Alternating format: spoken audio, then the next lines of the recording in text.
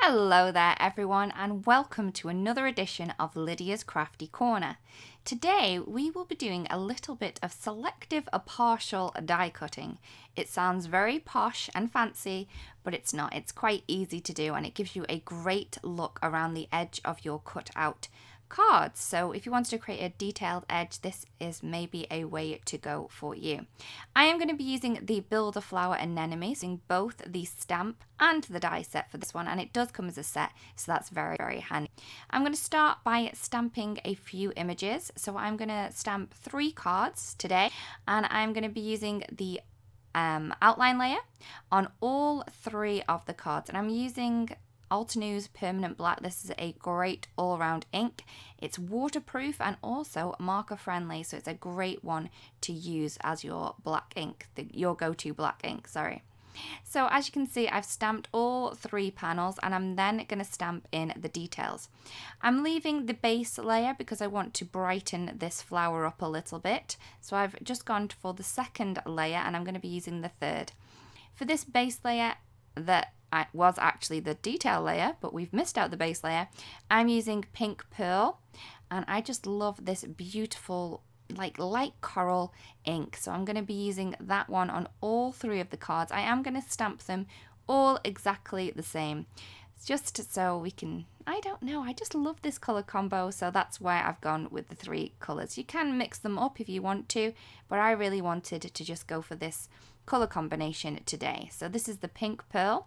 Again, I've stamped the other layers, the other card layers that I'm going to use on 3 separate cards, and this one as well. I'm then going to use Coral Bliss for the 4th layer, which is going to be our 3rd layer because we've missed out the base layer. And I'm just going to stamp this into place on the cards. You can see how quick and easy this stamp set is really to align. It's really quick and easy to align. So if you're just starting out with layered florals, this would be a great one to purchase, and you get the die set included as well. So it's really handy just to have and just pick it up and get crafting with it. So again, I'm using the Coral Bliss and I'm just going to stamp this into place now, and I'm then going to stamp in the centers. So for the centers, I'm going to be using Mango Smoothie. You could use any colors you wanted. Maybe if you stamped the image more of a reddy color and you stamped these inside bits red, it would look more like a poppy. So you can definitely change the colors that you use to change the look of the floral images. So I'm using the Mango Smoothie on both of the centers on all 3 of the card panels. So once I have done this, I am then going to move on to creating a mask. So you could stamp this onto a piece of sticky paper, like a sticky note, but I'm using some stamping masking paper, and I'm just going to cut this out with the die. This is so easy to do, and it doesn't mean that you have to do any fussy cutting whatsoever. You can just cut it out with your die machine and then pop it into place. Once it's in place, I'm then going to do the stamping of my leaves. When I do the stamping of my leaves, I do like to add odd numbers. I don't know why. It's just happy for the eye, I think. And in gardening, you always plant in odds, so I'm thinking, that's the way to go. I'm going to be using the permanent black again for the outlines on these, and then I'm going to mix it up for the colours on the inside. So again, I'm going to miss out the base layer on my leaves just to make them a little bit less harsh, so more softer. So I've missed the base layer and then I'm stamping the 2nd layer in Limestone ink. So this is a really beautiful look, especially if you want a softer kind of look. Just miss out that base layer and then you're going to get the white popping through as well. So I'm now going to just add some little guidelines on where I want to do my die cutting and where I want to keep not die cutted. So I'm just going to pop my die into place, and I don't want to cut this edge that is touching the petal. So what I'm going to do is I'm going to push my plate through on my die cutting machine, and I'm going to use this edge to line up the bit that I want cutting and the bit that I don't. So the bit that's under the plate is going to cut, and the rest that is outside the plate will not cut because there is not enough pressure on it. So I'm going to show you that a couple more times, but it's really, really easy once you do get the hang of it. So as you can see, I'm just going to lift this die up now, and the bit that was under the plate is cut, and the bit that wasn't under the plate has not cut. So I'm going to pop this leaf in exactly the same. I've popped the die into place.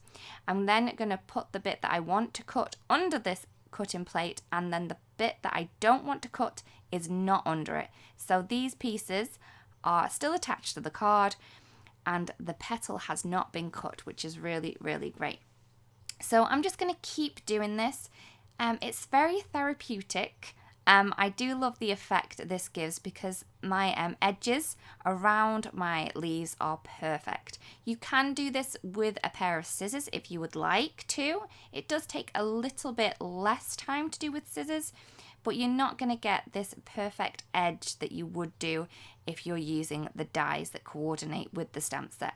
So again, I'm just popping the bit that I want to cut under the base plate, and the cutting plate rather, sorry, and then I am leaving the bit that I don't want to cut out of the plates. If they're not in the plates, both of the plates, these are not going to cut. So the pressure is within the two plates, and if it's not in the two plates, it's not going to cut. So it's really, really easy to do, and I just love the effect that this gives. So I have done this on all of the cards, and I did different kind of aspects of what I wanted cutting. So one of them, I've just cut a top away from the flower, and then the other one I have cut a side or all the side away, and then the other one I've cut on a diagonal. So that's going to give me a really cool look at the end of my finished card. So as you can see, that's just cut a tiny, tiny piece, and I'm then going to cut the flower away too. So I'm going to cut this one, and then once it's all done, it's it's nearly complete. I'm then going to cut along that guideline that I cut, that I drew in, with the pencil. So I'm just going to go up to the flower. I don't want to cut through the flower, and as you can see, that just pops away, and it leaves me a beautiful, perfect edge around my floral image. And there we go. That one's just done. That was a tiny little bit to cut, and then this one was on an angle. So I'm just going to place my cutting little blade where it's going to go through that guideline that we've cut either side of that, and that one comes away as well. Then I'm just going to add in my sentiment. So I've placed the layer onto a white card base just to get where I want my sentiment to go.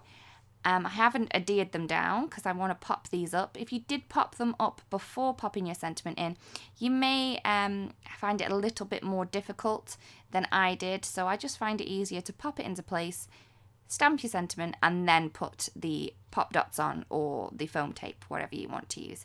And you can see how beautiful that dimension is. I just love how these look, and I love the simplicity of them, but there's also a little bit of an added extra with that dimension just popping up with the flower connected to the piece as well. So as you can see, they've all got different elements where they're attached to the card, and I love that you can play around with this technique and create different looks.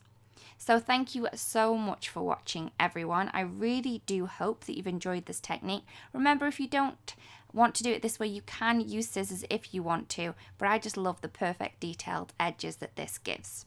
Again, thank you so much for watching. If you don't want to miss out on any videos uploaded to the channel, you can subscribe and then you won't miss out on anything. Again, thank you so much for watching, and I really do hope you have a beautiful day. Goodbye.